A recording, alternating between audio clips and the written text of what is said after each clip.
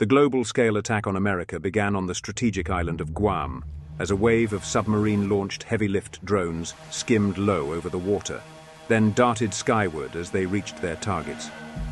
Over microwave relay and undersea cable landing stations, power distribution and backup facilities, as well as the Guam Combined Operations Center, the drones detonated their payloads. For those who witnessed it, the moment appeared almost benign, with one Air Force officer describing how the drone hovered for an instant, then simply tumbled to the ground. Invisible to the human eye, each detonation sent a massive electromagnetic pulse over its target.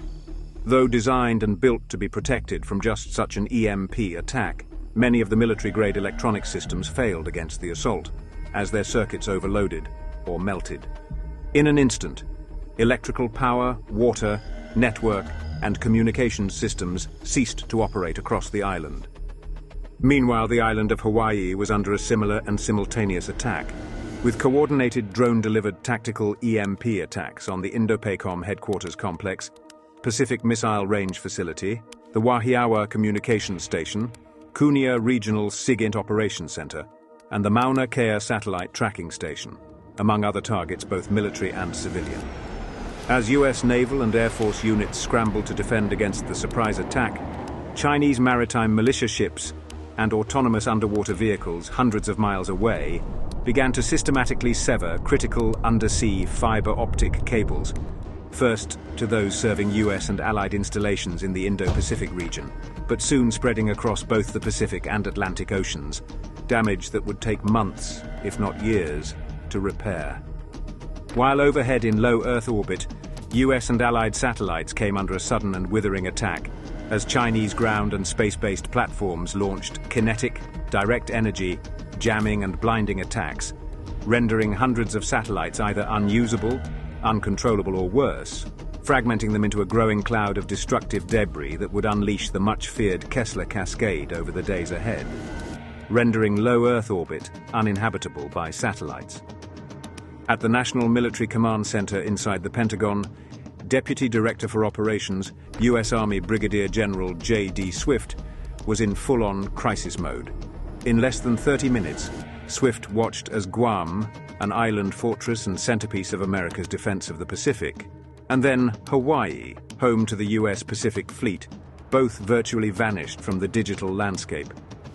The U.S. military's ability to coordinate overseas operations had just collapsed. And the news was about to get exponentially worse. In Westbury, New York, inside the FAA's New York TRACON facility, radar and approach controllers spotted what appeared to be numerous, unidentified aerial targets, likely drones, in their airspace just south of Long Island. As they frantically worked to divert traffic, the drones, launched from nearby cargo container ships, raced toward their targets. Along both US coasts and in dozens of cities deep in the heartland, the same template for attack was carried out, with EMP drone attacks on key communications, power, transportation, and network data centers. Working in concert, scores of small, commercially available drones also rose into the skies above American cities, their transmitters broadcasting digital orders to kill switches, covertly embedded and listening in electronic systems compromised by China months or years before. Within moments, hundreds of millions of citizens across the country found themselves suddenly without access to power, internet, cell phones, fuel, ATMs, police, fire, or emergency services. In the days ahead, with the crippling of the nation's food and supply chain management systems, basic transportation and healthcare services, and with little information and rumors running rampant, public annoyance quickly turned to anger, anger to fear, and fear to panic. Made worse, the selective attacks strategically separated the haves from the have-nots, leaving cities such as Dallas, Texas untouched, while plunging neighboring Fort Worth into darkness and hunger. Soon, rioting and looting took root and spread, virus-like, nationwide. Back at the command center, with Swift's staff overwhelmed and information fractured and conflicted, the situation was spiraling from the nightmarish to the existential, as Space Command in Colorado reported that the orbital SIBR's early missile warning system had just gone offline, and with it, the ability to detect the launch of enemy intercontinental ballistic missiles. Moments later, America's Continuity of Operations Plan was initiated, sending civilian and military leadership to hardened facilities across the country, ensuring that the government remained functional in the event of a national emergency, including nuclear war.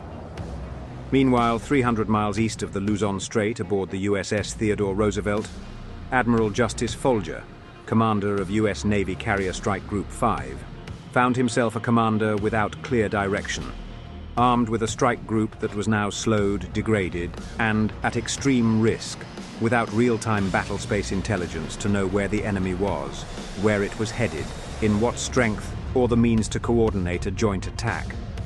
The most potent and technically advanced fighting force on the planet had just been knocked back a half a century.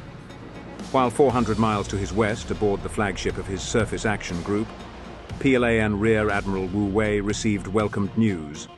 The off-switch to America, the dismantling of their global digital infrastructure, was complete.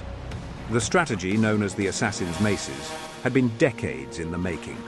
A doctrine of unrestricted warfare, where the battlefield was everywhere, aiming to cripple a superior enemy's capabilities long before open conflict erupted. Now the moment of Xi, the optimal strategic timing for the attack, had come. The Admiral read an encrypted message received from Eastern Theater Command. The order given, which would soon go out to millions of PLA warfighters around the globe, read simply, "Commence operations." He watched in silent awe as the next kinetic stage of the war began.